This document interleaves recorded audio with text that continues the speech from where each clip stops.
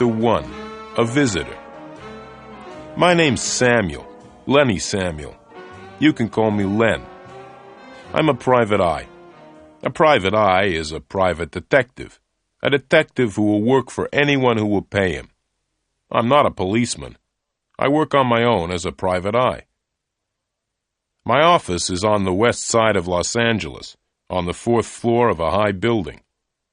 There are only 2 rooms in my office, the outer room and the inner room. The outer room is the waiting room. There are 4 chairs in the waiting room, although there are never 4 people waiting to see me. In fact, there is usually no one at all waiting to see me. In the inner room, there's a cheap wooden desk. There's a big wooden chair for me to sit on, and on the opposite side of the desk, there's a low metal chair for my visitors. The rest of the furniture in my office consists of a large, empty metal cupboard and a low bed in one corner. When there is a lot of work, I sometimes sleep in the office. The notice outside my door says, L. Samuel, Private Detective. That's me. I'm quite tall, nearly 2 meters, and I weigh 80 kilos. A lot of men say that I'm ugly, but women seem to find me attractive. I've got brown eyes, brown hair, and very nice teeth. I had a good nose, too, until someone broke it in a fight last year. Recently, I haven't been very busy. In fact, I've had very little to do. However, I did have some work last month. It all started late one afternoon when I was sitting in my office. I had just finished cutting my nails, and I was about to clean them. Suddenly, I heard someone walk into the outer room. I always leave the door of the outer room open in case anyone wants to come in and see me. When I heard the footsteps in the outer room, I wasn't very surprised. I thought that someone had made a mistake and come into the wrong office. It was probably someone looking for the doctor next door. But a moment later, there was a very quiet knock on the door of the inner room. "Come in," I shouted, and put away the scissors I had been cutting my nails with. The door opened, and in walked one of the most beautiful women I had ever seen. She was about 18 years old, with blue eyes and long blonde hair. She was wearing a smart green coat and had a big brown handbag over her shoulder. "Excuse me," said the girl. "I'm looking for Mr. Samuel." "I'm Samuel," I said with a quick smile. "Come in and sit down." The girl didn't smile back at me. "No, I won't sit down," she said. "Well, if you won't sit down, at least come in and close the door," I replied. The girl came in, walked over, and put her handbag on my desk. "Now," I said, "what can I do for you?" "I need help," said the girl slowly, "but I don't know if you will be able to help me. Are you a real private detective?" "Of course I am," I replied angrily. "Didn't you see the notice on the office door? It says L. Samuel, Private Detective. I'm Samuel. I'm a private eye." "All right, Mr. Samuel," the girl said coldly. "There's no need to get angry. I have a little job for you." "Right," I said quickly. "What do you want me to do?" "It's very simple, really," the girl replied. "I want you to find my sister. She has disappeared." Chapter 2. Please find my sister. "I see," I said. "Your sister has disappeared. Have you reported her disappearance to the police?" The blonde girl shook her head. She looked very nervous and was starting to cry. "No, I haven't told the police," she said. "I don't want any trouble with the police. I just want you to help find my sister." She took a small pink handkerchief out of her handbag and dried her eyes. "All right," I said. "Tell me all about your sister." "Her name is Elaine Garfield," said the girl. "And what's your name?" I interrupted. Helen Garfield," she replied. "My sister disappeared a week ago. We had arranged to have dinner together last Monday night, but she didn't come." "Perhaps your sister didn't come because she doesn't like the food you cook," I suggested. "Don't try to be funny. I flew all the way from New York to see her last Monday," she said angrily. "Oh, so you don't live in Los Angeles, then?" I said. "No," she replied quickly. "I live in New York. I flew right across America to see my sister, but when I got here, I discovered that she had disappeared." "How do you know she has disappeared?" I asked. "Perhaps your sister just forgot about the dinner." The blonde girl took a deep breath. "Look," she said, "let me finish my story. If you don't stop asking questions, I'll find myself another detective." "Right," I said. "I'm listening." "I waited for my sister last Monday evening in my hotel," said the girl, "but she didn't come. I telephoned her, but there was no answer. So the next morning I went to the office where she worked. At her office they said that she had been to work the day before, on the Monday. They also told me that she'd left suddenly, in the middle of the afternoon, without telling anyone. After that I went round to her flat, but there was no one there." The girl stopped for a minute, and then continued. "Mr. Samuel," she said, "I'm very worried about my sister. It's not usual for her to disappear suddenly like this. I'm sure that she's in danger, and I want you to find her." "All right," I said. "It may be easy or it may be difficult, but I'll find her. But first, tell me why you've waited 3 days before coming to me." "That's none of your business," the girl said. "Okay," I replied. "Your sister's name is Elaine Garfield. What does she look like?" "Oh, that's easy," Helen Garfield replied. "She looks like me. We're twins. Now, Mr. Samuel, how much money do you charge?" $50 a day, I said. "Very well, Mr. Samuel," said the girl, "but $50 a day is a lot of money. I hope that you will work hard for it." "Oh, yes," I replied with a smile. "I'll work very hard. Now give me the address of your sister's flat and the name of the office where she works. I'll start work at once." The blonde girl wrote the addresses on a piece of paper and gave me the paper. "One more thing," I said.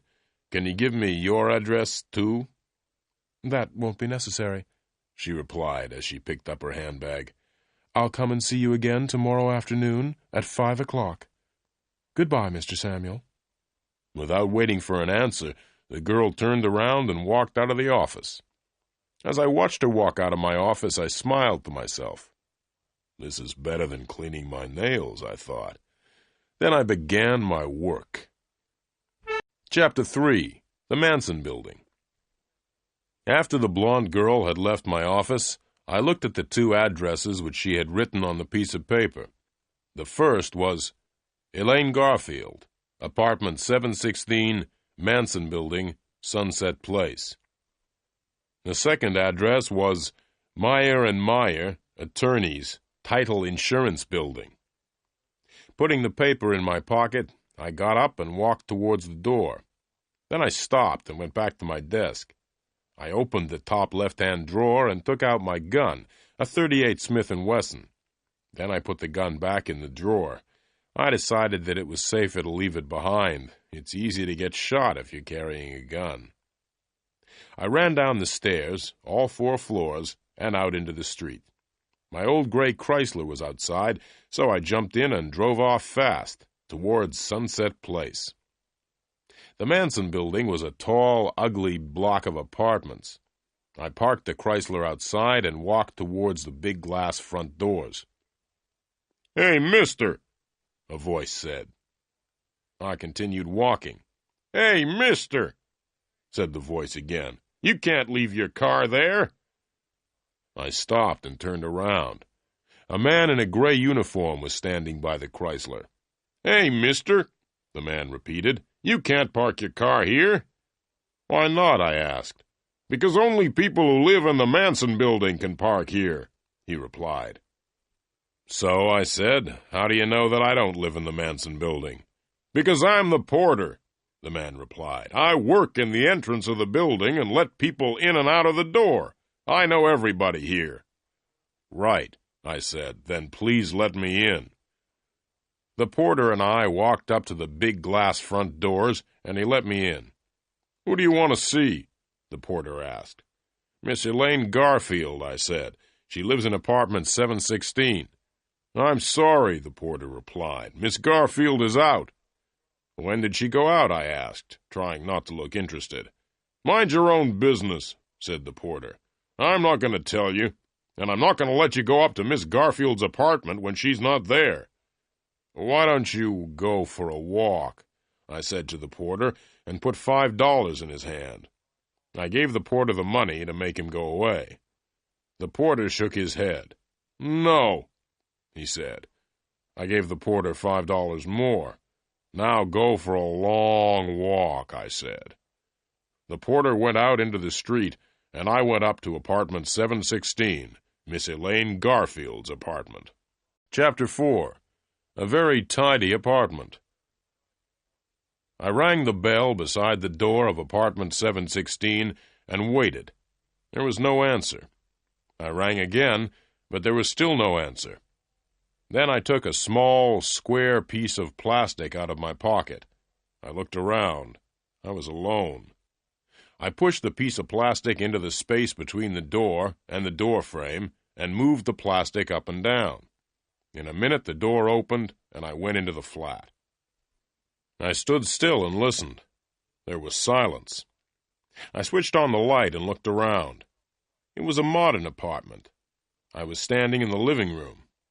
Through an open door on my left, I could see the bedroom, which was very neat and tidy.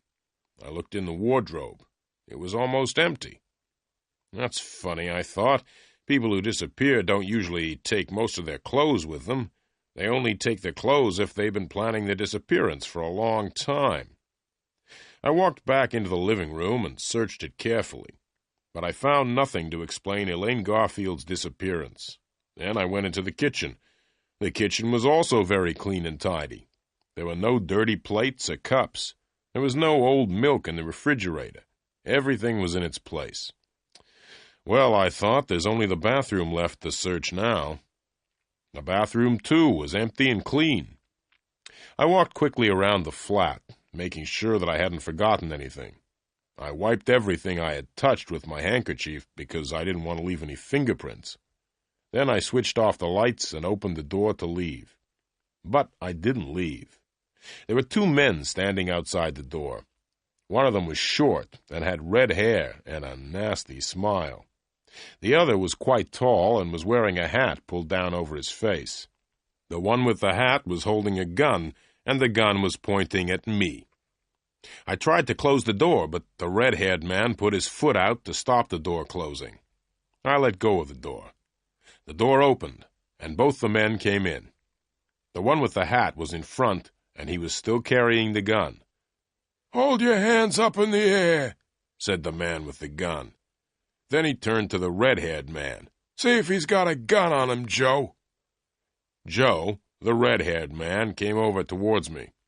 I waited. When Joe was between me and the man with the gun, I jumped. I jumped forward and caught Joe around the neck. I held him in front of me. The man with the gun couldn't shoot because he would hit his friend. "Right," I said to the man with the gun. "Get out of the way. I'm leaving now, and I'm taking your friend with me." Holding Joe in front of me, I walked slowly towards the man with the gun. Then something went wrong with my plan. The man with the gun started to laugh. He put the gun back in his pocket and stood laughing.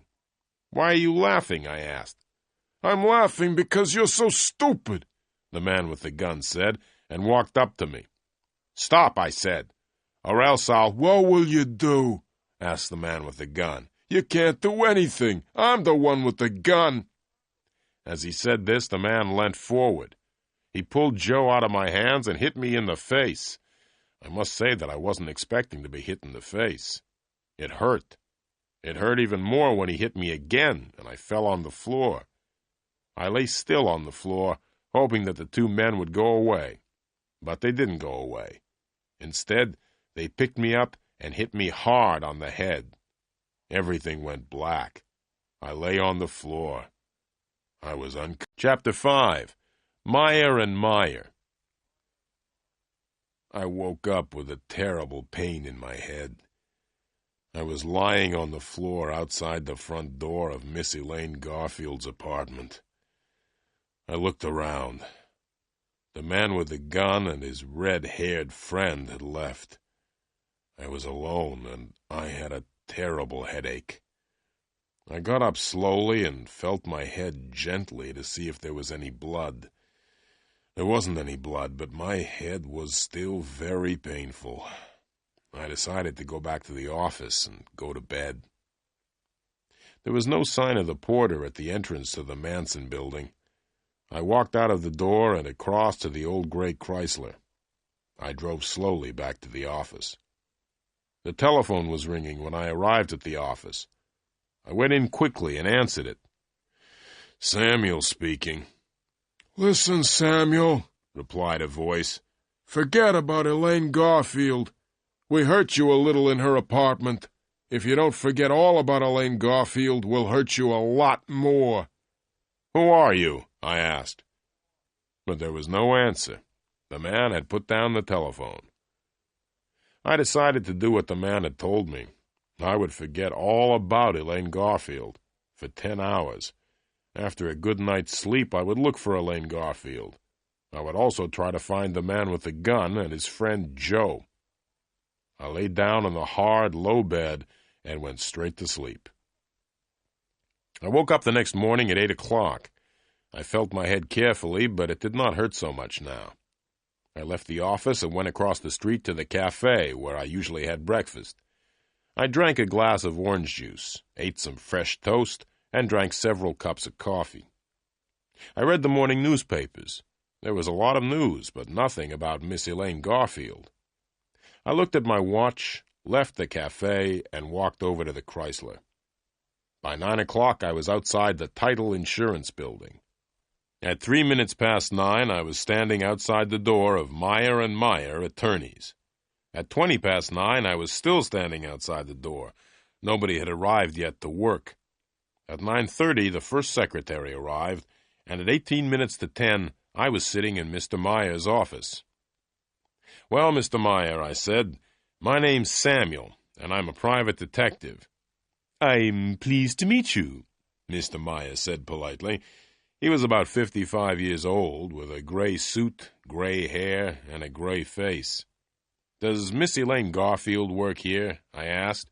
"Yes, she does," Mr. Meyer said, "but she hasn't been to work since Monday. Why do you want to see Elaine?"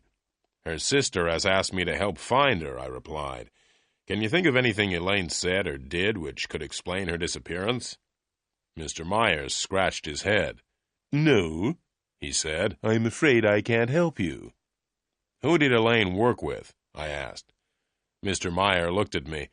"Why do you say, 'Who did Elaine work with,' and not, 'Who does Elaine work with?' Elaine's not dead, is she?" he asked. I looked straight back at Mr. Meyer. "I don't know if Elaine is dead or not," I said. "Would you be very sad if she was dead?" "Yes, of course I would be sad," Mr. Meyer replied angrily. "Are you trying to suggest that I know where Elaine is?" I smiled. "Now, don't get excited, Mr. Meyer," I said. "Can you tell me the name of anyone who works with Elaine? Anyone who shares a desk with her or works in the same room?" "Yes," Mr. Meyer said. "That's easy. Elaine shares a room with Susie Graham." I got up. "Thank you very much, Mr. Meyer," I said.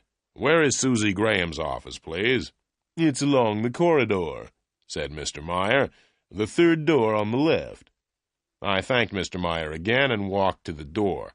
"Oh, Mr. Samuel," Mr. Meyer said, "I'm sorry that I got angry, but you understand that I don't want—" "Yes, I understand," I interrupted. "You don't want dirty private detectives in your nice, clean office."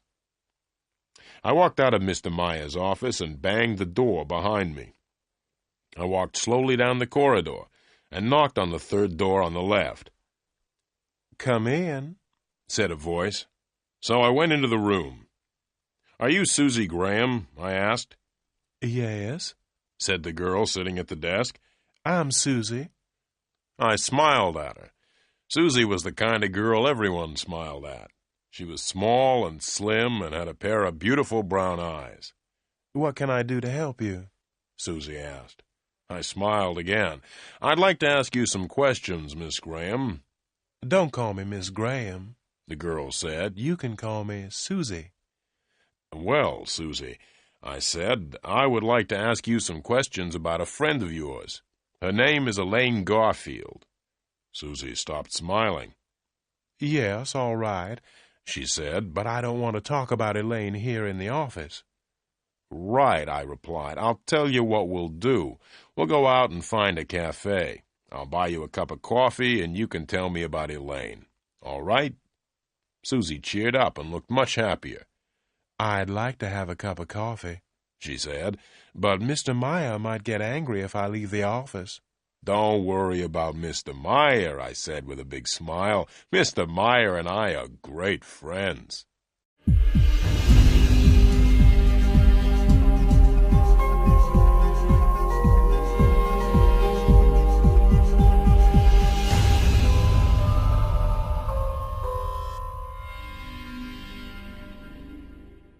Chapter 6.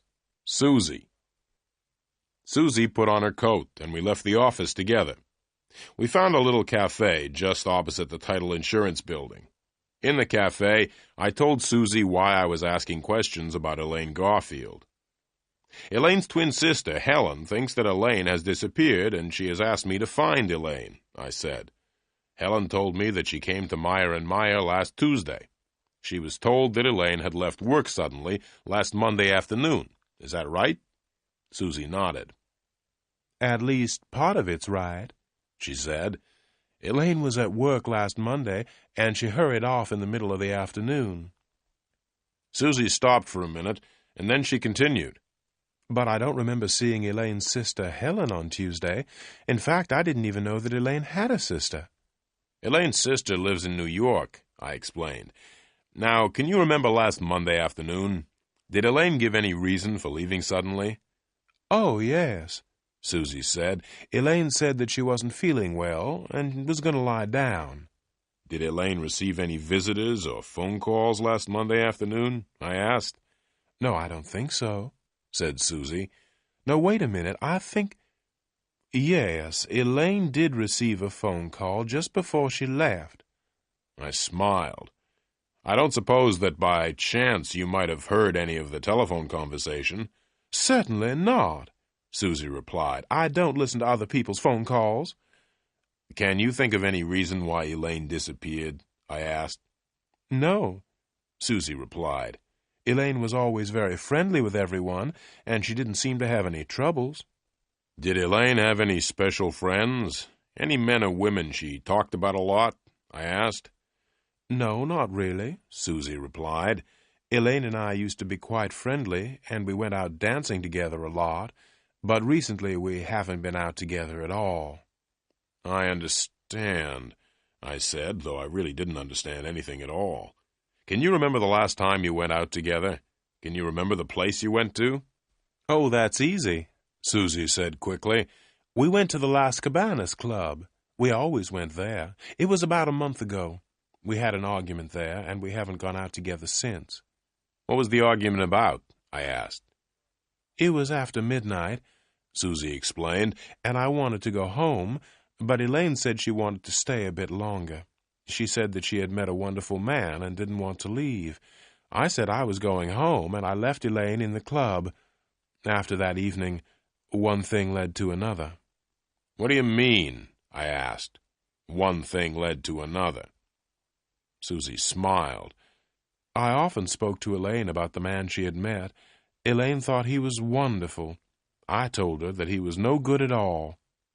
What did Elaine say when you told her that? I asked with interest. She became very angry, replied Susie. We haven't been out dancing together since then. I paid for the coffee. You've been very helpful, Susie, I said, and I've only got one more question. Can you remember the name of the man Elaine Garfield met at Las Cabanas? Benny Greep, Susie said. That's his name, Benny Greep. Thank you very much indeed, Susie, I said with a smile. You've been a great help. Not at all, Susie said, and looked at me with her beautiful big brown eyes. If there's anything else I can do for you, just ask. I looked straight into her eyes. What are you doing tonight? I asked. I'll be at home watching television, Susie replied. My boyfriend's a boxer, and he's fighting in a match on television tonight." "Goodbye, Susie," I said, and watched her as she walked back across the street to the title insurance building. Her boyfriend was a boxer. That was just my luck. Chapter 7. Benny Greep. I looked at my watch. It was nearly 11 o'clock. I went back into the cafe and asked if I could look at the telephone book. I turned to L and ran my finger down the outside of the page. Soon I found the name I was looking for, Las Cabanas. I looked more closely. The address was Las Cabanas, 232 Golden Drive, telephone 323-0313. I left the cafe and walked over to where I had parked the Chrysler. It wasn't time for lunch yet, so I decided to go and see what Las Cabanas was like.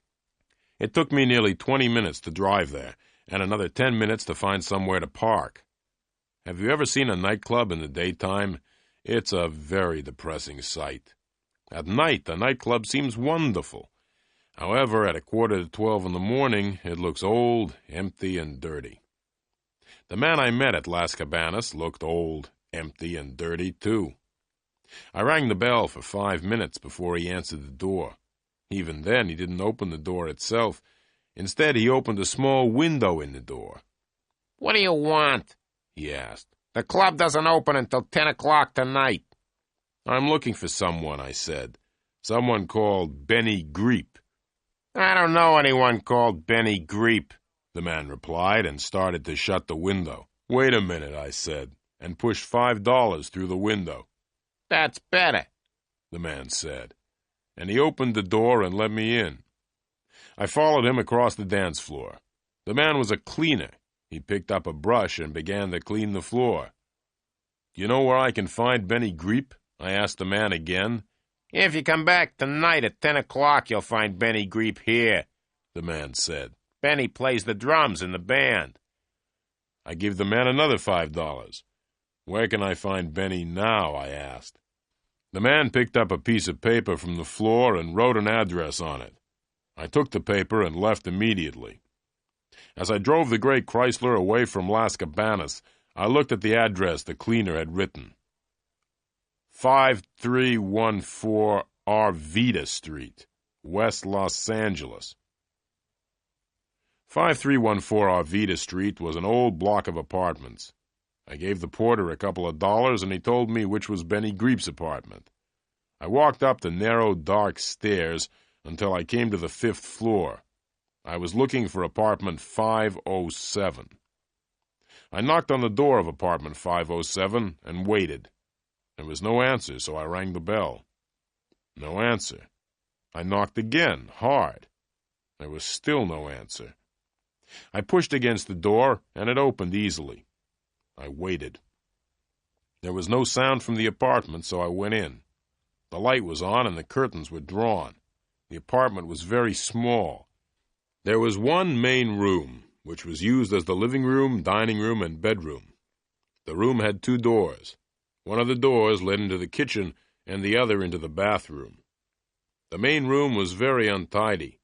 The table was covered with dirty plates and glasses, and there was a full ashtray lying on the floor. There was a strange smell in the room. I looked into the kitchen. The kitchen was also dirty and untidy. I walked across to the bathroom and opened the door. Benny Greep was in the bath. His left hand was hanging over the side of the bath. The hand had neatly cut nails, and there was a gold ring on one finger. The wrist was covered by a shirt sleeve, which was rather dirty. I couldn't see the rest of the arm because it was under the water. Benny Greep's head was just out of the water. He had a handsome face and quite long black hair. His eyes were wide open. The only other parts of his body out of the water were his feet, but I couldn't see his toes because he still had his shoes and socks on. The bath water was red. I pulled out the plug in the bath to let the water out. When the bath was empty, I looked at the dead man more closely. He had been dead for several hours. He had been shot in the chest and then pushed into the bath. I looked on the floor by the bath. There was blood there, too, and I was standing in it. I moved back and cleaned the blood off my shoes with some water. Then I quickly looked round the main room again. The dead man's coat was lying on a chair, and I felt in the pockets. I found a few dollars and a driving license. The driving license had a photograph of the dead man on it. The license belonged to Benny Greep, and the address in the license was 5314 Arvita Street, West Los Angeles. The dead man in the bath was definitely Benny Greep. Chapter 8. Arrested for Murder. I moved around the room and carefully cleaned everything I had touched. I didn't want to leave any fingerprints. There was nothing in the room to connect Benny Greep with Elaine Garfield. I picked up the telephone and asked for the police. "I'm speaking from apartment 507, 5314 Arvita Street," I said. "There's a dead man in the bath." "Right," said the policeman at the other end of the telephone. "What's your name?" I told him. "Don't touch anything," the policeman said, "and stay where you are. A police car will be there in a few minutes." I put down the phone and sat down to wait. 3 minutes later, I heard the police car coming. The car stopped outside the building, and I could hear heavy feet running up the stairs. 2 policemen walked into the apartment. They were both wearing ordinary clothes and looked hot and tired. One was about 25 years old, the other about 40. The older policeman came up to me and showed me his police papers. "Where's the body?" he asked. I pointed to the bathroom. Both policemen went into the bathroom to have a look. The younger one came back first, shaking his head. All right, said the younger policeman. "Why did you do it?" "Do what?" I asked in surprise. "Why did you kill your friend in the bath?" said the young policeman. "He wasn't my friend," I replied. "I don't care if he was your friend or not," said the policeman. "Tell me why you killed him." "I didn't kill him," I said calmly. "Then what are you doing here?" asked the older policeman, coming in from the bathroom. "My name's Lenny Samuel," I explained. "I'm a private detective, and I came here to talk to Benny Greep. The door was open, and so I came in. I looked in the bathroom, and I found the dead man in the bath, so I telephoned the police. The dead man is Benny Greep." "Why did you want to talk to Benny Greep?" the younger policeman asked. "I'm sorry, I can't answer that," I replied. "Who are you working for?" asked the older policeman. "I'm sorry, I can't answer that either," I said. "As far as I know, Benny Greep's death doesn't have anything to do with the person I'm working for." "Tell me who you are working for," shouted the younger policeman angrily. "Take it easy," said the older policeman to the younger one. "You stay here until the other police arrive. I'm going to take Mr. Samuel down to the police station." I kept quiet and followed the older policeman out of the room and down the stairs. Outside the building, we got into my old Chrysler. The policeman drove. We were soon at the police station, where the policeman locked me in a small room. I sat down on a hard wooden chair in the locked room and tried to sleep. It was no use getting angry or upset at being arrested for murder. That is something you have to get used to if you are a private detective. It happens all the time. But I could not sleep. I was thinking about all the things which had happened since I had met Helen Garfield the day before. I couldn't sleep because several things were worrying me. But I couldn't remember what those things were. Chapter 9. Sergeant Murphy. While I was in the police station, I remembered one of the things which was worrying me. How had Joe and his tall friend known that I was in Elaine Garfield's apartment? The porter at the Manson building must have told the 2 men. I decided that I would go and talk to the porter when I left the police station. I sat back in the chair and looked at my watch. The time was nearly 4 o'clock. Then I remembered that Helen Garfield was coming to my office at 5 o'clock. I would not be there to meet her. But there was something else that was worrying me. It wasn't anything important. It was quite a small thing, but I couldn't remember what it was. Suddenly the door opened and a policeman came in. "Stand up," shouted the policeman. "Follow me." I stood up and followed the policeman out of the room and along a corridor. The policeman stopped, knocked on a door, and opened it. "Are you ready to see the private detective?" asked the policeman as he put his head around the door. Without waiting for an answer, the policeman opened the door wide and pushed me into the room. The policeman came into the room and closed the door behind him. In the room, there was a man sitting behind a desk. He was completely bald. He had no hair at all.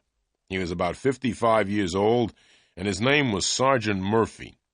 Sergeant Murphy had spent all his life in the police, and he didn't like private detectives. Sergeant Murphy sat looking at me. He looked at me for about 5 minutes without saying anything. I was standing in front of his desk, looking straight back at him. The silence didn't worry me. In fact, I quite liked it. The silence was much nicer than questions about what I'd been doing in Benny Greep's apartment. "What were you doing in Benny Greep's apartment?" asked Sergeant Murphy suddenly. "I wanted to talk to him," I replied. "Why did you kill Benny Greep?" shouted Sergeant Murphy suddenly. "I didn't kill him," I replied, and I told Sergeant Murphy the same story that I had told the policeman in Benny Greep's apartment. "I don't believe a word of what you've told me," said the sergeant. "Who are you working for?" "I'm sorry," I replied. "I can't tell you who I'm working for. As far as I know, Benny Greep's death has nothing to do with me or with the person I'm working for." I stopped and looked at the sergeant. I knew that what I had just said wasn't true. In fact, I thought Benny Greep's death was connected with Elaine Garfield's disappearance, but I couldn't tell the police. Helen Garfield had said that she didn't want the police to know about her sister's disappearance. Sergeant Murphy looked me straight in the eyes. "I hate all private detectives," he said slowly. "And you are the private detective that I hate the most. I don't think you're telling me the truth. I think you're hiding things from me. I think you know more about Benny Greep's death than you say you do. And you are going to tell me all you know. Now!" "I've already told you all I know," I replied quietly. Sergeant Murphy's face went red. The red color went up until it covered all of his bald head. "Don't try to play games with me!" he shouted. "Now get out!" "Can I go home now?" I asked. "No," said Sergeant Murphy. The sergeant told the policeman at the door to take me back to the small room and lock me up again. I went with the policeman and didn't argue. I don't like arguing with policemen. When I was alone in the room again, I sat down. I tried to remember the other thing that had been worrying me earlier. Someone had said something important, but I could not remember what it was. Chapter 10. The Yellow Car. I looked at my watch. It was 5:30. I was still at the police station. I'd seen Sergeant Murphy once more during the afternoon. It hadn't been a pleasant meeting. I hadn't told the sergeant who I was working for, and I hadn't told him why I'd wanted to talk to Benny Greep. 5:30. I wondered if Helen Garfield was waiting for me at my office. Suddenly, the door of the room opened, and Sergeant Murphy came in. "Get out!" he said. "I've decided to let you go. Now go before I change my mind." I went before Sergeant Murphy changed his mind. As I got my car out of the police garage, I wondered why Sergeant Murphy had let me go. As I drove away from the police station, I noticed a small yellow car behind me. A minute later, I looked in the mirror again. The small yellow car was still behind me. I drove a little faster, and then suddenly turned right up a narrow street. At the end of the narrow street, I turned left, and then left again. Soon I was back on the main road. I looked in the mirror. The yellow car was still right behind me. So that was why Sergeant Murphy had let me go. The sergeant had ordered some policemen to follow me. They were going to watch what I did and who I met. I drove straight back to the office. As I parked the car outside, I noticed the yellow car had stopped across the road. I ran up the stairs and into my office. The door to the outer room was open, as usual, but the room was empty. Helen Garfield wasn't there. But there was a letter on the table, on top of the magazines. I picked the letter up and read it. "Dear Mr. Samuel, I came here at 5 o'clock and waited, but you didn't come. I must see you urgently. Meet me at Las Cabanas at 11:30 tonight. Helen Garfield. I put the letter in my pocket and looked at my watch. It was just after 6 o'clock. I had 5.5 hours before the meeting with Helen Garfield. There was plenty of time to go to the Manson building and talk to the porter. I got into the Chrysler and drove off towards the Manson building. The small yellow car was still following me.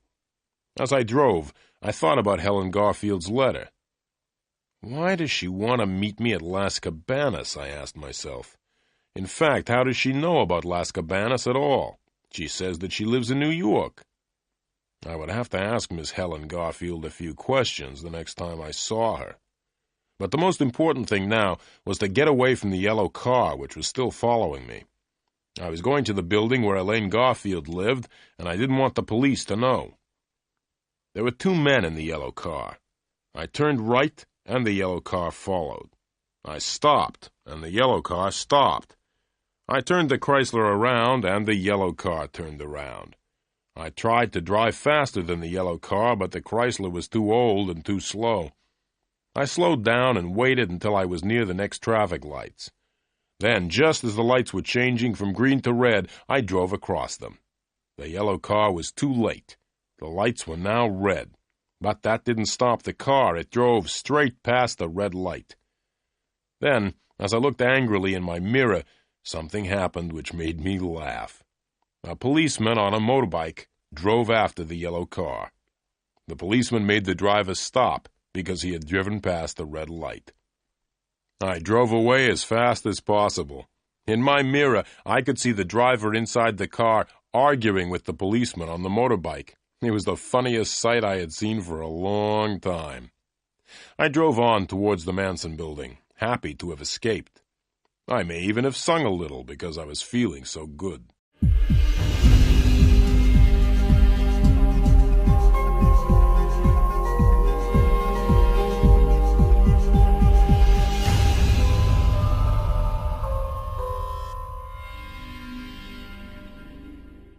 Chapter 11. A Short Visit to the Manson Building.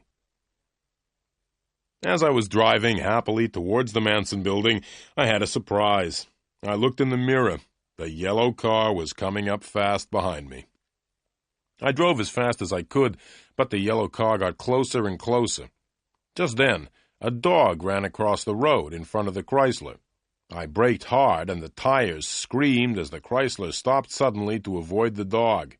Then there was the scream of more tires as the driver of the yellow car tried to stop. There was a loud crash and a bang as the small yellow car ran right into the back of my big old gray Chrysler. The 2 men in the yellow car weren't hurt, but their car was badly damaged at the front. Oil and water were running out onto the road. The old Chrysler was not damaged at all. I got out and walked back to the yellow car. "You ought to be more careful," I said to the driver. "You were driving very dangerously. It's lucky for you that my car isn't badly damaged." But, the driver began to say, but I did not wait to listen. I ran back to the Chrysler, jumped in, and drove on. The last I saw of the yellow car was the 2 men pushing it to the side of the road.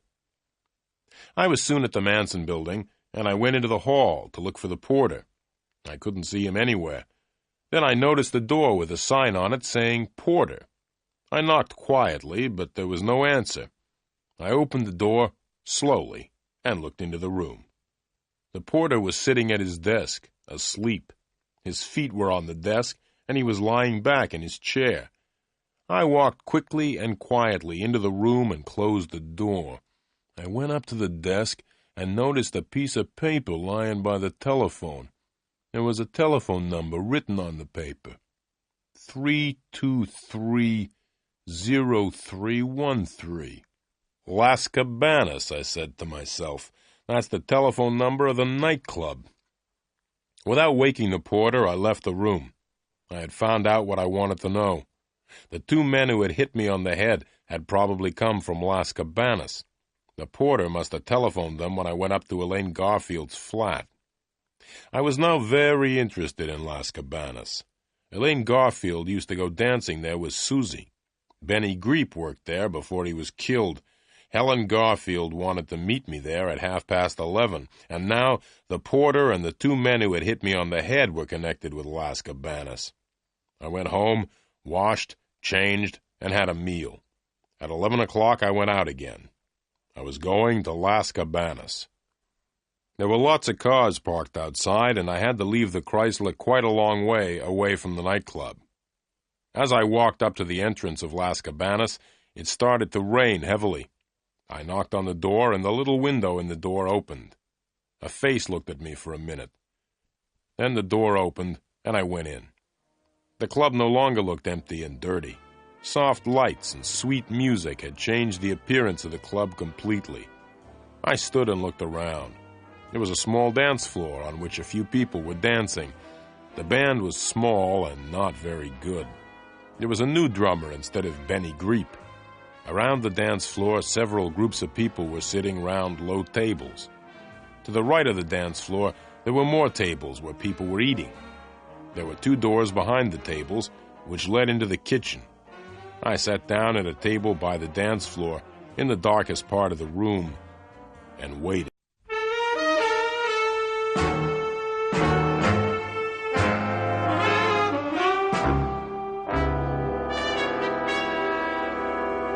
Chapter 12, Las Cabanas. Exactly at 11:30, Helen Garfield came into the nightclub. She was looking as beautiful as ever, but seemed to be a little worried. Her blue eyes looked around the room until she saw me. Then, with a little smile, she walked up and sat down at the table. She sat next to me, with her back to the dance floor. She was carrying a bag which she put on the floor beside her. The smile disappeared from her face. "Where were you this afternoon, Mr. Samuel?" she said sharply. "I'm paying you $50 a day. In return for that money, I want you to do what I tell you. Now, why weren't you at your office this afternoon at 5 o'clock? I took a deep breath. "Well, Miss Garfield," I said, "it's a long story. Let's have a drink and I'll tell you all about it." A waiter came over and I ordered some drinks. When the waiter had gone, the beautiful blonde girl said, "Come on, Mr. Samuel, tell me." "Okay," I said, "but stop calling me Mr. Samuel. Call me Len. All my friends call me Len." "I'm not a friend of yours, Mr. Samuel," the blonde girl said in a voice like ice. "I'm paying you a lot of money to work for me." $50 a day doesn't allow you to be rude to me," I replied quietly. "In the last 24 hours, I've been hit on the head and suspected of murder." "What do you mean?" the girl said and leant towards me. "Murder?" Just then, the waiter brought the drinks, and we sat in silence until he had gone. Then I told Helen Garfield about my visit to her sister's apartment in the Manson building. I told her about the two men who had caught me there. Helen Garfield listened in silence. "You like the band, Miss Garfield?" I asked. "I didn't come here to talk about the band," the blonde girl said angrily. "The band has got a new drummer tonight," I said, "because I found the old drummer dead in his bath this morning." The blonde girl turned around quickly to look at the band. She said something to herself which I didn't hear. She lifted her right hand and started stroking her hair. She looked sad and very worried. What was the drummer, the dead man's name?" Helen Garfield asked. "Greep," I said. "Benny Greep. I don't suppose that you know Benny Greep, do you?" Helen Garfield shook her head. "No," she said. I told her what had happened at the police station. Then I told her about the policeman who had followed me in a yellow car. "Do you think they're still following you?" the blonde girl asked quickly and looked around the club. I told her how I had got away from the yellow car. "Now, Miss Garfield," I continued, "it's time for me to ask you a few questions. There are some things about your sister's disappearance which worry me. I want to ask you about them." "All right," she said, "but I don't think I can help you. I don't know much about Elaine's life here. I don't know very much about Los Angeles either." I sat back in my chair and looked at her. This beautiful blonde girl was paying me $50 a day to find her sister. I liked what I saw. Then, very quietly, I began to ask Helen Garfield some questions. "You don't know Los Angeles very well," I began. "That's right," the girl replied. "But you were able to find out where Elaine worked," I continued, "and you went to Meyer & Meyer last Tuesday to ask if they knew anything about Elaine." "Yes," the girl said, looking at me closely. "Who did you speak to at Meyer & Meyer?" I asked. "Susie?" "No," the girl said. "I spoke to Mr. Meyer." "I want to ask you something else," I said. "When I went to Elaine's flat, I noticed something unusual. There were very few clothes in the wardrobe. It seems your sister planned her disappearance quite carefully. She had taken her clothes with her." "I see," the girl said, and looked around the nightclub. I waited until she looked back at me. "Do you like it here?" I asked. "Yes," she said. "I like it too," I said, "but there's something else which is worrying me.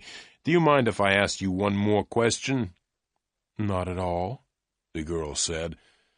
"Well," I began, "I've been wondering why you asked me to meet you here, at Las Cabanas." Helen Garfield pushed back her chair and stood up. "Would you please excuse me for a minute?" she said. She picked her bag up from the floor and walked over towards the ladies' toilet, which was near the entrance. "Would you like another drink?" I shouted after her. "Yes, please," she shouted back over her shoulder. I ordered 2 more drinks and sat back in my chair. I looked around the nightclub. It was all. Chapter 13. Helen Garfield Leaves.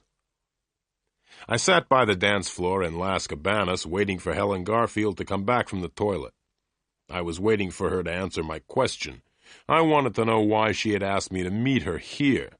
I looked around at the people who were dancing. On the other side of the dance floor, I could see people sitting, eating at the tables. Waiters were carrying food in and out of the 2 doors leading to the kitchen. I looked at my watch again. It was 12:05. Helen Garfield was taking a long time. I finished my drink and ordered another one. At 12:10, I got up and walked over towards the entrance. There was a man standing by the front door of the nightclub. I asked him if he had seen Helen. "The beautiful blonde with blue eyes?" the man asked. "Yes," I said. "She left nearly a quarter of an hour ago," said the man. "Are you sure?" I asked. "Yes," the man replied. "She asked me to get her a taxi." "Did you hear her give the taxi driver an address?" I asked quickly. The man shook his head. "No," he said. "I'm sorry." I thanked the man and walked back to my seat. Why did Helen Garfield leave without telling me, I asked myself. Perhaps some of the questions that I asked made her angry. Just then I looked up and saw a man walking across the dance floor towards me. I recognized the man. He was short, with red hair. He was looking at me and smiling in a rather unfriendly way. It was Joe, one of the men who had found me in Elaine Garfield's apartment. I decided to leave. I stood up and started to walk towards the door. I didn't want to meet Joe again. As I walked towards the door, I thought that I heard someone shouting. "Excuse me, sir," said a voice. I didn't stop or look around. Then I heard the voice again. "Excuse me, sir, you haven't paid your bill." I had forgotten to pay for the drinks. The waiter came running up to me, and I quickly took out $10 and gave them to the waiter. "You can keep the change," I said as I gave him the money. Without waiting for a reply, I turned and hurried towards the door. Then I heard the waiter's voice again. "Excuse me, sir. Excuse me, sir," he said. I stopped and turned around. The waiter came up to me. "Excuse me, sir, $10 is not enough," he said. "The price of your drinks is $12. "Las Cabanas is very expensive," I said, as I gave the waiter another $5. "Now you can keep the change." Then I stopped thinking about money. Joe was walking quickly towards me. I turned around and ran towards the door as fast as I could. I got to the door and was just about to leave Las Cabanas. I was happy because I had escaped. Then I got a surprise. There, standing by the door of the nightclub, was Joe's tall friend. It was the same man who had hit me on the head in Miss Garfield's apartment. The tall man had seen me coming and had moved in front of the door. Now I couldn't get out. Chapter 14. The Fight. I stopped and looked behind me. Joe was closer now, and the smile on his face looked very unfriendly. I was caught. I could not go out of the door, and Joe was right behind me. I turned around quickly and ran towards Joe. Before he knew what I was doing, I put my arms around him and started dancing. He was very surprised and tried to pull away from me, but he couldn't fight properly. He was afraid that the other people would notice. I looked over my shoulder and saw the tall man standing helplessly on the side of the dance floor. I pushed Joe into the middle of the dance floor where there were lots of other people dancing. Then I felt something sharp touching my back. It was a knife. "Stop trying to be funny, Samuel," said Joe angrily. "Stop dancing and go over to the door, or else I'll push this knife into you." We were right in the middle of the dance floor and a long way from the tall man. Joe was holding a knife against my back. Some of the other people around us had stopped dancing. They were staring in surprise at the sight of two men dancing together. I lifted my foot and kicked Joe's leg as hard as I could. He gave a cry of pain and fell to the floor. I looked around to see where I could run to. Joe's tall friend was coming through the dancers towards me. I turned around and ran off the dance floor. I looked back over my shoulder and saw that both Joe and his friend were following me. I ran between the tables where people were eating. The floor was slippery and I fell over.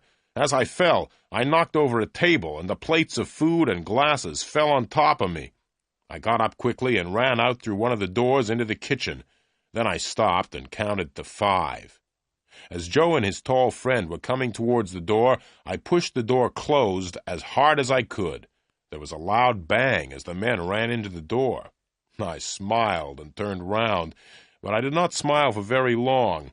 3 cooks were coming towards me with big kitchen knives in their hands. I looked at the cooks and at the knives they were holding. I thought about running towards them and trying to fight them. I decided that it would be a stupid idea to try and fight 3 big men with knives. To my left, there was a very big saucepan full of boiling soup on the stove. I picked it up and threw it at the cooks. There were loud cries of pain as the hot soup hit the 3 men. Just then, the door opened behind me. Joe and his tall friend stood in the doorway, and the tall man was holding a gun. There was a loud bang as the gun went off. The bang was followed by a scream of pain from one of the cooks because the tall man had shot him in the foot by mistake. I quickly picked up a large pile of dirty plates and threw them at Joe. He saw the plates coming and he tried to move away. As he moved, he slipped on the floor and fell onto a pile of broken plates. Without waiting, I ran to a door at the back of the kitchen. The door was locked, and I banged against the door with my shoulder. The lock broke easily, and I pushed the door open.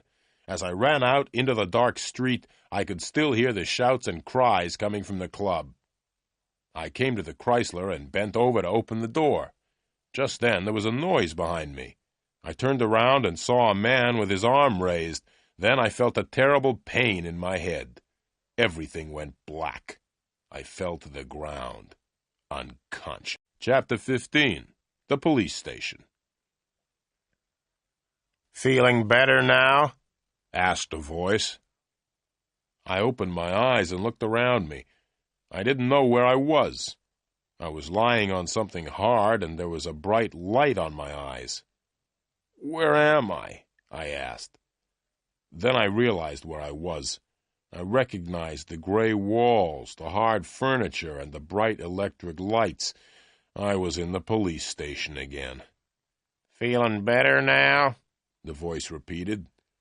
I looked at the policeman who was talking to me. "Yes," I said, very slowly, "but my head feels as if it is breaking in half." "You're lucky to be alive," said the policeman. "A police car found you lying in the middle of the road on Golden Drive. You would have been hit by passing cars and probably killed if the police car hadn't found you." I thought for a moment. I wasn't sure how much the police knew. I didn't want to tell the police anything they did not already know. "Yes, I was lucky," I said. By the way, what was a police car doing on Golden Drive?" "Oh," said the policeman, "there was a big fight at a nightclub called Las Cabanas. We had a telephone call to say that there was a madman in the club. The madman was breaking up all the furniture. A police car was sent to the nightclub, but the madman escaped before the police arrived. The police car was returning when it found you lying in the middle of the road. You were very lucky. The car nearly ran right over you." I smiled. "I don't feel very lucky," I replied. "In fact, I feel terrible." "Never mind," said the policeman. "Can you walk?" I stood up and walked a few steps. My head hurt, but otherwise I felt all right. "Yes," I said, "I can walk." "Good," the policeman said. "Let's walk along the corridor, then, and have a talk with a friend of yours." We went along the corridor. The policeman stopped at a door and knocked. There was a shout from inside the room, and the policeman opened the door. I walked into the room, and the policeman followed. He shut the door and stood in front of it. There was only one desk in the room, and behind the desk was a man. He was bald. It was my old friend, Sergeant Murphy. "Hello, Sergeant Murphy," I said, trying to smile. "How are you feeling tonight?" Sergeant Murphy didn't smile back at me. "Are you trying to be funny?" he asked. "It isn't night, it's morning. You've been unconscious all night." "Oh," I said. "Now," said Sergeant Murphy, "let's begin. I want you to tell me why you were lying unconscious in the middle of Golden Drive at 12:30 last night. You were a danger to the traffic." "I thought that the traffic was a danger to me," I replied. But the sergeant didn't even smile. "I'm waiting for you to tell me what happened," said the sergeant. "Nothing much happened," I began. "I spent part of the evening at Las Cabanas and left just before midnight. I walked back to my car. Just as I was about to get into the car, someone hit me over the head. That's the last I remember. This policeman," and I pointed to the one standing by the door, "told me that I had been found in the middle of the road. Someone must have put me there." Sergeant Murphy smiled. "Yes," he said. "Someone who wanted to kill you put you in the middle of the road. Someone was hoping that a car would hit you and kill you." I smiled back at the sergeant. "Can you think of anyone who would want to kill you?" the sergeant asked me. "Oh, yes," I replied. "Hundreds of people would like to kill me, including a few policemen."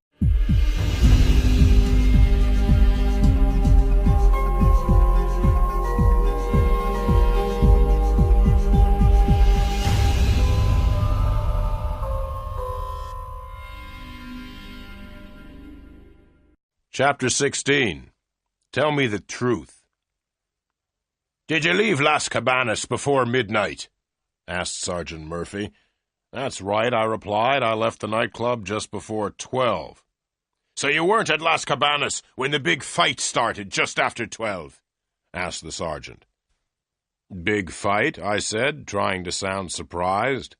"Don't sound so surprised," said Sergeant Murphy angrily. "We received a telephone call from the owner of Las Cabanas.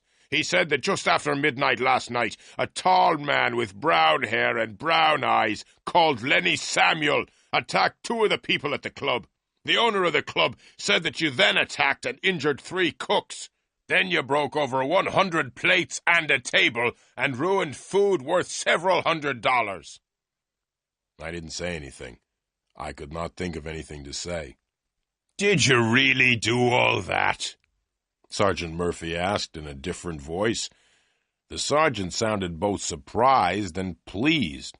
"Did you really do all that on your own, or did you have men to help you?" "I did it all on my own," I said, beginning to feel a little proud of myself. "You know that you could go to prison for 6 months for what you did last night?" the sergeant asked. He was laughing as he said it. I wasn't laughing. I couldn't see anything funny about 6 months in prison. "Look," Sergeant Murphy said, "I'm not stupid." I agreed with the sergeant that he was not stupid. "I'm not stupid. Sergeant Murphy repeated, "and I know why you were at Las Cabanas last night. Benny Greep used to work there, and you went to find out about his death." I agreed with the sergeant again. It seemed the best thing to do. "Now," Sergeant Murphy said slowly, "I'm interested in Las Cabanas. The club is owned by people who are criminals, but we can't prove that they have broken the law. I'm also interested in Benny Greep's murder. Now, what I suggest is this. Tell me all you know about Las Cabanas and Benny Greep, and I will let you go. If you tell me all you know, you won't go to prison for the fight at the nightclub. But I want the truth, not the lies you told me yesterday." I took a deep breath and started to tell the sergeant what I knew. I told him about everything except Elaine Garfield. I wasn't sure how closely Elaine Garfield was connected with Benny Greep's death, so I told the sergeant that Helen Garfield from New York had asked me to find out about Las Cabanas. Sergeant Murphy asked me for Helen Garfield's address in New York, and I said I didn't know it. Then the sergeant asked me where Helen Garfield was staying in Los Angeles. I said I didn't know. I told Sergeant Murphy all that I knew about Benny Greep, except that the drummer had known Elaine Garfield. Then I asked him about the two men in the yellow car who had followed me. The sergeant smiled and said that the two men were policemen. Finally, I told him about the fight at Las Cabanas. Sergeant Murphy listened to everything. When I had finished my story, he looked at me in silence for a few moments. "Right, Samuel. I hope that you've told me the truth, and all the truth. If you've been telling me more lies, I'll make sure that you go to prison for 6 months because of the fight at Las Cabanas. Now you can go." I stood up. "Thank you," I said with a smile. "Sit down," he said, "and listen. You can go, but you must promise to tell me anything you find out about Las Cabanas and about Benny Greep." "I promise," I said quickly, and stood up. "Wait a minute," said Sergeant Murphy. "I've one more thing to tell you. I'm going to telephone the New York police. I'm going to ask them to find out all they can about Helen Garfield. If the police in New York discover that you've told me lies about Helen Garfield, you will be in very serious trouble." I told the sergeant not to worry and thanked him very much. I left the police station feeling very happy because Sergeant Murphy had let me go. I called a taxi and went out to Golden Drive to get the Chrysler. Chapter 17. Telephone Calls. I drove the Chrysler back to the office and walked up the stairs. The office looked just the same. There were no letters for me. I went down to the cafe and had a late breakfast. As I drank my coffee, I thought about some of the things Helen Garfield had told me at Las Cabanas before the fight. I decided to check one of the things immediately and walked over to the telephone. I opened the telephone book and looked under M until I found the telephone number of Meyer and Meyer. I picked up the telephone and dialed the number. "Meyer and Meyer, good morning," said a voice which I recognized. "Can I help you?" "Hello, Susie," I said. "This is Len Samuel. Do you remember me?" "Of course I remember you," said Susie. "Did your boyfriend win his boxing match on television?" I asked. "No," Susie replied, "and anyway, he's not my boyfriend anymore." "Really?" I said happily, thinking that perhaps I could ask Susie to go for a drink with me. "Yes," Susie said. "The boxer had a fight with my new boyfriend outside my house last night." "And who won?" I asked. "My new boyfriend," replied Susie. "Oh," I said sadly, "and what does your new boyfriend do?" "My new boyfriend's a weightlifter," Susie replied. "He lifts big weights in competitions." I was about to say goodbye. Then I remembered that I had not telephoned to speak to Susie. I wanted to speak to her boss, Mr. Meyer. "Can I speak to Mr. Meyer, please, Susie?" I asked. "Right," Susie said. "I'll put you through to Mr. Meyer. Goodbye." There was a pause, and then I heard Mr. Meyer's voice. "Hello, Meyer speaking." "Good morning, Mr. Meyer," I said in a deep voice. I had put my handkerchief over the telephone so that Mr. Meyer would not know my voice. "This is the police," I said. "Sergeant Murphy speaking." I pretended to be Sergeant Murphy so that Mr. Meyer would answer my questions. "Good morning," said Mr. Meyer. "What do you want to ask me about?" "It's about a girl who works for you," I said. "Her name is Elaine Garfield. She has disappeared, and we are trying to find her. Elaine's sister, Helen, came to see you last Tuesday, didn't she?" "No," said Mr. Meyer. "Elaine's sister didn't come to see me last Tuesday. I didn't know that Elaine had a sister until a private detective told me. He said that Elaine's sister was called Helen." The telephone line was very bad, and it was difficult for me to hear what Mr. Meyer was saying. "What did you say?" I asked. "I said that Elaine's sister was called Helen," replied Mr. Meyer. "The names are very similar, aren't they?" "Thank you very much, Mr. Meyer," I said, and put the telephone down. Mr. Meyer was right. The names Helen and Elaine were very similar. Elaine Garfield had disappeared, and so far I was the only person who had met Helen Garfield. I left the cafe and walked back up to my office. As I climbed the stairs, I could hear my telephone ringing. I didn't hurry. I walked slowly along the corridor into my office and answered the telephone. "Is that Samuel?" the voice said. I recognized the voice at once. It was Joe. "Yes," I said, "this is Len Samuel." "Listen, Samuel," Joe said. "We want Elaine Garfield, and we think you know where she is. We are coming to your office to see you. Wait for us. Don't go out." "But I started, but it was too late. Joe had put the telephone down. I sat down at my desk sadly. Now what's going to happen, I thought. Joe and his friend will come to see me. They'll ask me if I know where Elaine Garfield is, but I don't know where she is. I wonder if they will believe me when I tell them. The telephone rang again. I picked it up. "Hello," I said. "Hello, Samuel," said a familiar voice.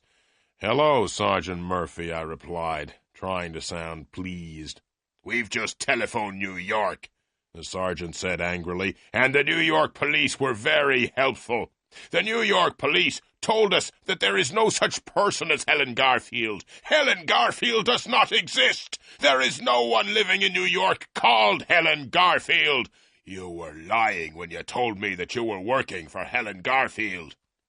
"But," I started. "Now listen," the sergeant interrupted. "I am sending a police car round to your office. I want to see you. Wait for the police car. Don't go out." The sergeant put down the telephone, and I sat back in my chair. I was worried. What would happen now? Joe was coming to see me, and so was a policeman. I tried to think of what I would say to them both. I hoped that the policeman and Joe would not arrive at Chapter 18. I find Elaine Garfield. The telephone rang again. I was afraid to answer it. The telephone continued ringing. Finally, I did answer it. "Hello," I said. "Is that Mr. Samuel?" asked a voice. It was Helen Garfield. "Yes, Miss Garfield," I replied. "This is Len Samuel speaking." "I must see you," said Helen Garfield. "Well, I would like to talk to you too, Miss Garfield," I said slowly. "I think there are a lot of things you and I must talk about." "Right," the girl said. "Meet me at the Seventh Man Cafe in 5 minutes. Do you know where the cafe is? It's about half a mile from your office." "I know the Seventh Man," I replied, "but I can't meet you in 5 minutes because I'm expecting visitors." "You must come at once, Mr. Samuel," she said. "But," I began. It was too late. Helen Garfield had put her telephone down. I got up from the chair and walked to the door. I decided to go and meet Helen Garfield. Both Joe and Sergeant Murphy had told me not to go out, but I decided I would rather talk to Helen Garfield than to the policeman or to Joe. If Joe and the policeman came when I was out, they could talk to each other. I left the building and drove the Chrysler down the road. I was very lucky because I was able to park right outside the Seventh Man. I walked into the cafe. Helen Garfield was sitting at a table in the corner. I walked over and sat down beside her. I asked the waiter for a cup of coffee. I drank the coffee without saying anything. Then I put the cup down and looked at the beautiful blonde girl sitting beside me.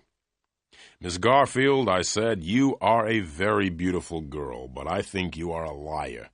I think that everything you've said to me has been lies.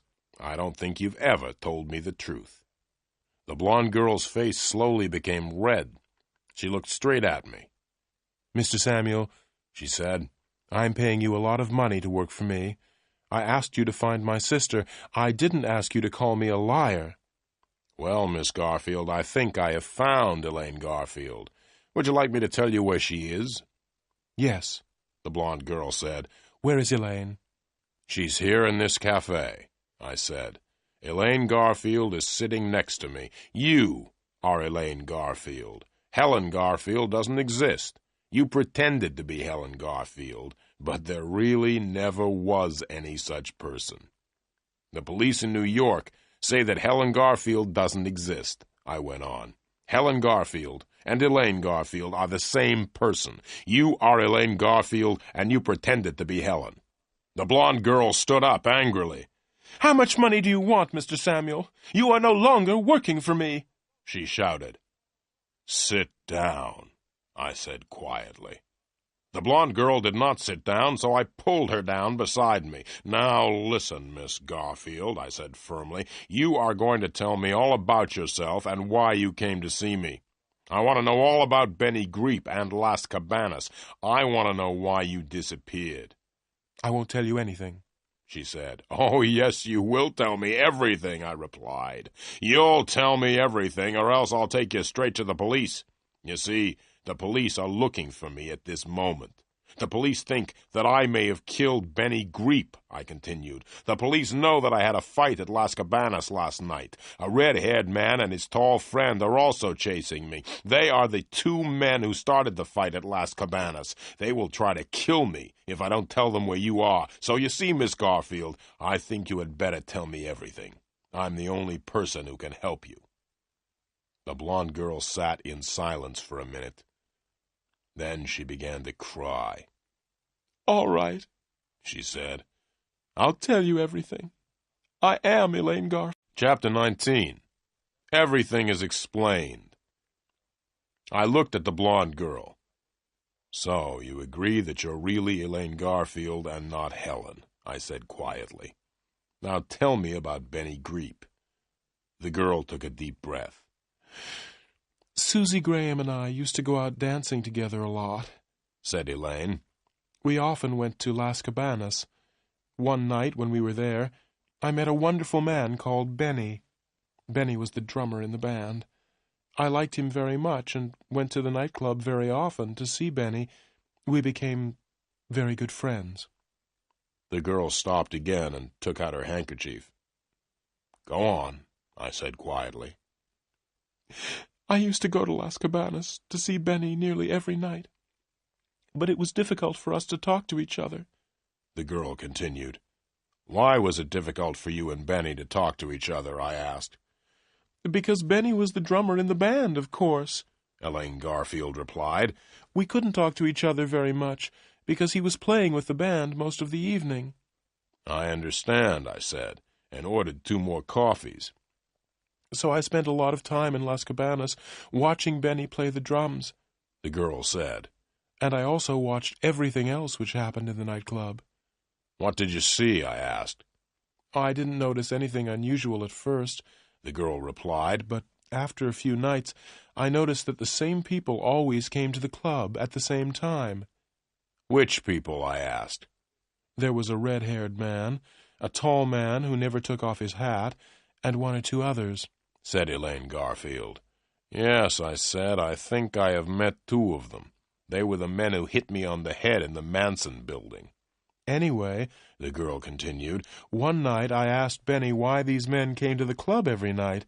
Benny told me not to ask questions, so I watched the men more carefully afterwards and noticed that they always arrived with bags. But when the men left, they weren't carrying bags. What did you do then? I asked. I asked Benny about the men again, she said. Benny said that there were a lot of strange things happening at Las Cabanas, and that it was dangerous to ask questions. The waiter brought the coffees, and Elaine waited until he had gone. One night, she continued, one of the men was sitting at the table next to me. He was talking to some other men, and he opened the bag that he was carrying. I was sitting quite close, and I could see into the bag. The bag was full of diamonds and jewelry. Really? I said, and drank my coffee. I told Benny about the bag of jewelry later on in the evening, continued Elaine. Benny was very excited at the news. He told me that he had known for a long time that criminals used Las Cabanas. They used the club as a place to buy and sell stolen things. Benny and I talked all evening about the bag of jewelry. Benny said that the jewelry was stolen. The men who were selling it were criminals, and they had stolen the jewelry. Well, Elaine continued, Benny wanted to steal one of the bags. He said that the jewelry was stolen, so it didn't matter if we stole it from the criminals. I agreed to help him. We hoped to sell the bag and to use the money to go away together. I see, I said. And did you help Benny to steal the bag of jewelry? Yes. We waited for nearly a week, Elaine replied. Then, last Sunday, I had a chance to steal the bag. It was at the end of the evening, and nearly everyone had left the club. I had found out where they hid the bag, and I was able to take it and give it to Benny. Benny had big bags in which he carried his drums. It was easy for him to hide the bag of jewelry in the drum bag. We left the club together with the bag of jewelry. We decided to hide the jewelry in my apartment and then sell it later. The next day was Monday, Elaine continued, and I went to work. In the afternoon, I had a telephone call from Benny. Benny said that the red-haired man knew that the bag of jewelry had been stolen. He was very angry. Benny told me to stop work and go home. He told me to stay at home, to make sure that no one came to take the jewels. Benny was going to continue working at Las Cabanas. Then no one would think that he had stolen the jewels. And did you stay at home? I asked. Yes, I stayed at home for 3 days, Elaine replied. But I was afraid that the red-haired man would find out where I was living. Then he would come to get the bag of jewelry. So what did you do? I asked. That was easy, she said with a smile. I moved into a hotel in the center of the town and then came to see you. But why did you come to see me? I asked. To make sure that I was safe, said Elaine. I pretended to be my sister and said that I had disappeared. I asked you to find me. Then I knew that I was safe. Why? I asked. Because you were looking for me, Elaine continued. If the men from Las Cabanas found me or took me away, you would find out and chase them. Thank you very much for thinking that I am such a good detective, I said. But why didn't you tell me the truth? That's easy, said Elaine. I didn't want to tell you. Chapter 20. I'm sorry, Mr. Samuel. Go on with your story, I said. The evening I came to see you at your office, said Elaine, I telephoned Benny at Las Cabanas. I told Benny what I had done. Benny told me that the red-haired man knew that we had stolen the jewelry. Benny told me that there would be no trouble if I brought the jewels back to Las Cabanas the next night. You were stupid to trust the red-haired man, I said. I know, the girl said. I was afraid, so I asked you to meet me at Las Cabanas at midnight. So you didn't know that Benny was dead until I told you at Las Cabanas, I said. No, Elaine said. That is why I ran away before midnight. I decided not to give them the jewelry because they had killed Benny. You've still got the jewels, then? I asked in surprise. Where are they? Here, Elaine said, and pointed to a small bag under the table. I reached under the table, picked up the bag, and opened it. The bag was full of diamonds and jewelry. Just then I heard a voice, and at the same time, Elaine screamed. "Give it to me," said the voice. I looked up quickly and saw Joe standing beside me. His tall friend was right behind him. "Give me the bag," said Joe once again. "How did you know I was here?" I asked. "You parked your car right outside," said Joe with a laugh. "Now give me the bag." I passed him the bag. As I gave him the bag, I jumped to my feet and hit Joe hard in the face. He tripped and fell heavily onto the floor. I moved towards the tall man, who was still standing a few feet away. I was about to run at him, but then I stopped. The tall man had taken a gun from his pocket, and the gun was pointing straight at me. "Right," said the tall man. "Don't move or else I'll shoot you." Joe got up from the floor. He still had the bag of jewelry in his hand. Together, Joe and his friend with the gun walked towards the door. They walked backwards to make sure that Elaine and I did not try to get the bag back. As the two men reached the door, I started to laugh. "What are you laughing at?" shouted the man with the gun. "Look behind you," I said. Both men turned around and looked. In the doorway of the cafe stood Sergeant Murphy with two other policemen. Sergeant Murphy jumped on the tall man with the gun, and Joe ran back into the cafe. I stepped forward to stop Joe, and he ran straight into me. We both fell on the floor, and the two policemen ran up. One of the policemen held Joe. The other policeman held me. "They are the criminals," I shouted, pointing at Joe and his friend. "Not me." "You are all coming down to the police station," Sergeant Murphy said, and looked over to Elaine Garfield. "You must come too." It took a long time to tell Sergeant Murphy the whole story. In the end, he believed what Elaine and I told him. The sergeant warned me not to tell him lies again, and agreed to let me go free. Elaine told Sergeant Murphy all she knew about Las Cabanas. The sergeant was very pleased to catch Joe and his friend with the jewels. Sergeant Murphy agreed to let Elaine go free because she helped catch the criminals. As we were leaving the police station, I asked Sergeant Murphy how he had found us in the Seventh Man Cafe. "It was very lucky, really," said the sergeant. "We went to your office to see you, but you weren't there. As we were leaving, we saw the red-haired man and his friend entering. We waited, and when they left, we followed them to the cafe." "Thank you very much, Sergeant," said Elaine. "And thank you very much, Mr. Samuel." "That's all right," I said. "You are paying me $50 a day." "I'm sorry, Mr. Samuel," Elaine said. "I'm afraid I can't pay you. Now that I've given the jewels to the police, I don't have any money." I smiled and got into the old gray Chrysler and drove back to the office. I didn't say goodbye. When I got back to the office, I sat down in my chair. It's not much fun being a private eye. You get hit on the head, nearly killed and chased by the police, and you